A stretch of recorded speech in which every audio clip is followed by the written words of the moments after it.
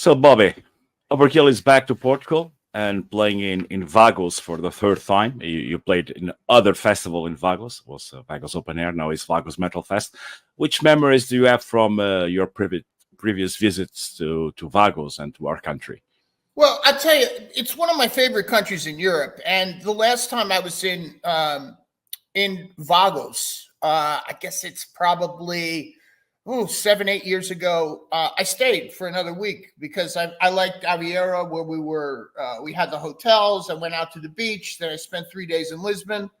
But as far as the shows goes, I remember them to be very rabid. To have that great kind of hunger and enthusiasm. We want blood kind of a thing, but in a very, very friendly way. I really loved the whole setting of the gig, how it kind of the woods kind of came down into that soccer field, and just a great memory all around. And like I say, I don't usually stay in a lot of countries after I tour in Europe, but Portugal I wanted to explore a little bit more, so it was a really great experience for me.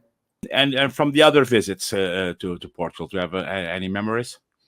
Well, I mean, it's always, it's always one show and done kind of a thing when we come to Portugal. It's either going to be Lisbon or it's going to be Porto. And so both were really cool. I do remember doing a gig in Porto that was, it was a club that was right on the river. And it was Art club, yeah. Fucking great architecture. It was this amazing river walls that you could walk through, and tunnels, and the club itself had all this old type of industrial machinery and wheels within it. And it was a place I remember telling Didi that I said this would be like the fucking ultimate place to do a photo shoot for the band, because it just had such a cool vibe to it. Yeah, it was in 2000, that show, a lot of time ago. Well, 1 year ago, Overkill released Scorched. How did the fans react to your 20th album? 20 albums, my God. Well, like you said, we're all a little different after. I mean, it's a little bit of gray hair, and but I think that when the heart still beats, and it beats true. We've always been a thrash band. We've always been a metal band. We don't. There is no, let's see what else we can do. We love doing this because it's not only what we do best, but it's something that we do. We're lifers in this. It's not just, okay, we're in a band. We're lifers with regard to the metal scene. And I think that when you get that type of an attitude and create a record like Scorched, as soon as you press play, a listener would realize these guys have always done this kind of stuff. They've tried to stretch it and push it in other directions, but we're a fucking metal band. And I think that with that kind of a reaction, it appeals to those traditional type metal thrash fans, that it's not a game. It's the real deal. It's not usual having a band that you listen to 10 seconds and you say it's Overkill, right? But I don't think that, I don't think it's just my voice. I think it's also, it's Didi Verney's bass tone. He has a certain style of writing, even though it's not the same. He's always pushing it in certain directions with regard to, with regard to the writing. I mean, Scorched has got, traditional kind of thrashers and mid-tempo shit on it. Something like the song Scorched comes out like a thrasher, it hits hard, but then it breaks down into a blues section in the center of it. It's kind of a blues rock and roll swing going on in the center. And I think that these are all Overkill characteristics, Maybe a song like Fever is a little bit different for us. That comes in with a really, really detuned kind of a vibe going on. We whacked it down to a D. The center section is kind of bluesy, but the intros are really kind of mellow. Almost could be done on a piano as opposed to a bass and guitar working it. Promoting this album, you did almost 50 shows in about 15 months. You played first in Europe, then Latin America, States. How is going on with 65 years old and playing 50 shows in about 15 months? Well, it's not that. I mean, if you're in shape for it, you're in shape for it. It doesn't matter. When it ends, it ends. That's the thing. Something's got to break. And so far, nothing's broken. I mean, you can hear it on the record. I mean, I'm talking about me personally, but then to the contrary, you know, Dee Dee's got a shoulder issue that's been going on for, you know, this entire time. Even back to the last record, The Wings of War, he was, you know, it was beginning back then. So I think the amount of shows that we did was actually a light amount. We would normally do more shows. You know, if he was healthy enough to do them, and he's got to rehab that shoulder. So he can only do so much, put so much stress on it. So he'll be in Vagos with us. But then we do another tour coming up in September. And he's only going to do, I think he's going to do maybe 10 shows. And then he's going to go home, or we're going to have a replacement for him. So I suppose unless it breaks, you know, in my situation, I can just keep going. My voice is clean. It's powerful. You can hear it on the record. I can bring that to the live stage. I can still move around. No broken bones. So let's play. You know, this is what we do. It's like I said before, you know, if you listen to Scorched, you can tell that we're in this for life, you know, that we're lifers, that it's a lifestyle as opposed to just a career. So, you know, to not be able to play 100 shows a year is a little bit disappointing, because that's what I'm used to doing. You already played in countries like India, Israel, South Korea, and last year you played in Indonesia. How was that? It was very unique. I mean, it was great enthusiasm. It's always really cool to go to a place that is new. That's like a bucket list place. And I never thought, you know, we went to Yogyakarta, not Jakarta. And it's a little depressed with regard to economies, but I don't think that has anything to do with the amount of enthusiasm that comes into, you know, a gig. And this was an outdoor festival in a little soccer stadium. So it was, you know, the place was fucking full. And to get that type of reaction, you know, I'm 40 years into the fucking career, for God's sake. I didn't even have hair on my balls when I started this stuff, you know. Now it's like, I'm fucking 65 years old. I'm taking 2 days to get to Yogyakarta, Indonesia, to play the first show I've ever done in my career with my partner, Dee Dee, and the other boys, of course. But it's a great experience to be able to do something for the first time and bring it with the same enthusiasm that would have been there in 1985. And do you still have any country in your bucket list? I'd like to go to Iceland, for sure. I haven't been to the Philippines either. I'd like to go there. I mean, there's a festival in Iceland. It's more of a music fest, not just a metal fest. But there's metal bands on. It's kind of an eclectic vibe, but the name escapes me right now. But I'd just like to see it, because the whole country it's fucking volcanic rock. You know, I mean, it's appeared out of nowhere, you know, through time. Or it's a true fire and ice country. Yes, and I just want to walk on it, and do a show there. So I think that's one of my buckets right there. I'd also like to go to Alaska. I've never been there. That's one of really? the states. It's in your country. Yeah, never been to Alaska. I never even been there as a tourist. So I've been to Hawaii on the way to Asia and on the way to Australia, but we've never had an Alaskan show. So I'd like to do that too. Which is the strangest or funniest or something place you ever played? Indonesia.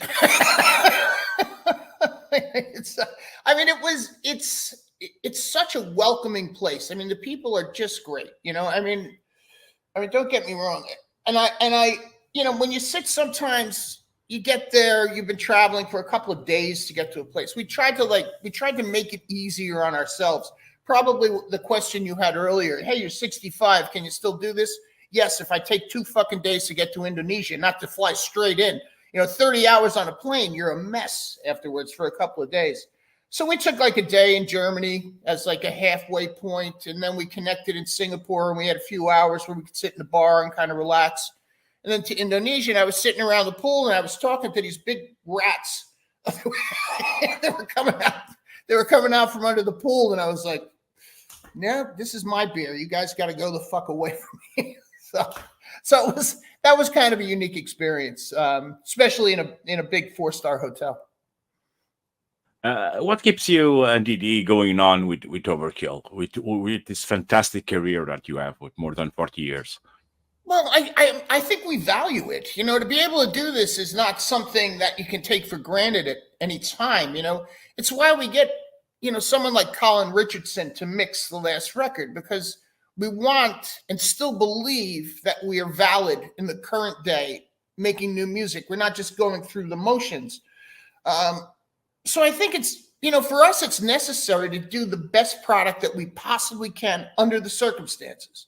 And that shows in records like Scorched or The Wings of War. This is late in our career, man. We're on the other side of the fucking mountain. We're coming down the hill. We're not going up the hill, and we realize it. But we're still looking at every record as a new opportunity, not just a pain in the ass. You know, oh, we're going to do a record to tour. We got to do a record that's got to be fucking great if we're going to put our names on it. Or at least we're going to die trying to make it great. And I think that that's something that's always been appreciated about this band, is that, you know, we take it seriously. You know, we like to have a good time. We're those kind of dudes, you know. I talk to guys, it's like, oh, the fucking touring. Oh, I can't believe it. It's such a pain in the ass. I'm like, fuck you, fucking complainer. Give me the show. So I think that holding that principle or those principles, you know, as our own truths gives us the opportunity to live in a true world and take advantage of new opportunities when it comes to new records or new tours. The idea that I have from Overkill, it's like you are a respected name. When you know it's a record or a live show, you have that quality trademark that everyone knows that you'll be good. You'll have the same feeling that people respect Overkill, even not liking thrash metal, for example. But people know that Overkill is that. Yeah, I think so. I mean, we're kind of like a proven trademark. You know, it's you know what you're going to get when you're drinking Coca-Cola. You know, I mean, that's kind of the I think the thinking behind this. And people love Coca-Cola. You know, not me particularly, but other people love Coca-Cola. So I think they know what they're going to get with us, and I think that's hugely important.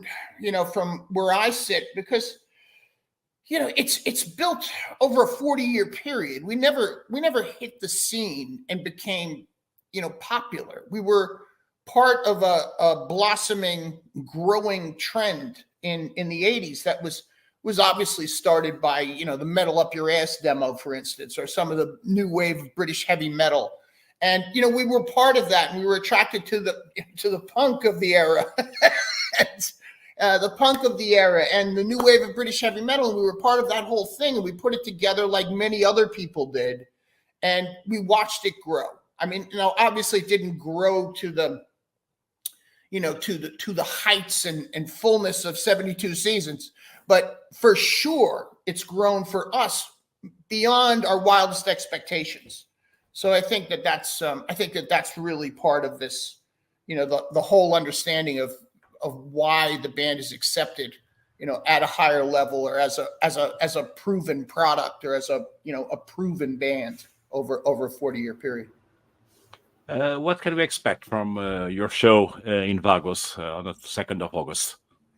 Well, you know, I've been getting that question for, you know, since I've been doing interviews, and I always say we just want to bring it. I mean, that's as simple as it is. I mean, it's, you know, is there going to be some lights? Sure. There's going to be some extra lights. There's going to be some strobes. There's going to be a great crew that's going to help us put on a great show. You know, we got the band is tuned up. It's fine tuned. We've done some shows to get Dee back into the groove, you know, with the shoulder, so that he's, you know, it's not just, we're not throwing it out there. We're just showing up with our guitars and saying, whatever happens, fuck it. It's not that. I mean, we put a lot of like planning into it.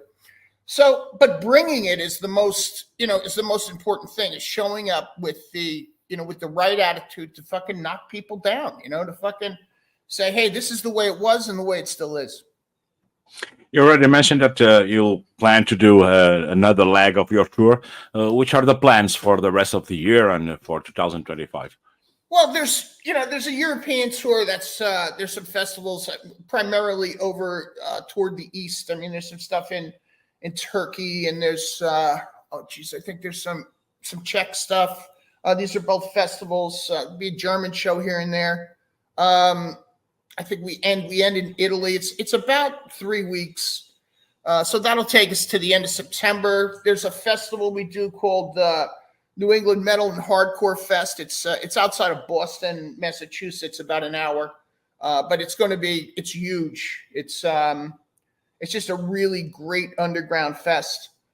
Then right now we're talking about going out between October, like the second week in October, all the way into December. So it's going to be like a 7-week US tour. I'm not at liberty to say who we're going with because we're going to be support for a bigger band, but it's going to be nice. It's going to be nice venues, 4,000 seaters. We're going to see how much Dee Dee can do. If we need, David Ellsworth said he was there if we need it, but we're kind of hoping Dee Dee can make it through the entire thing. Then we'll start a new record. Yeah, and do it all again. Yes. roundabout. Which is a final message you want to leave to Overkill fans in Portugal? Well, fucking bring it yourself. Bring it and fucking live it. This is what, it's what it's all about. We have something very special here, not me and just the Overkill fans or Carlos or Vagos, Portugal or America. We have something that brought us all fucking into this fucking unified thing that gave us power. If we were once the island of misfit toys, we are the fucking nuclear center of music. We stay together. We're not disposable. We've had great times for decades. So let's keep bringing it, and we'll see you at Vagos, Portugal, and we'll see the rest of you somewhere else around the world.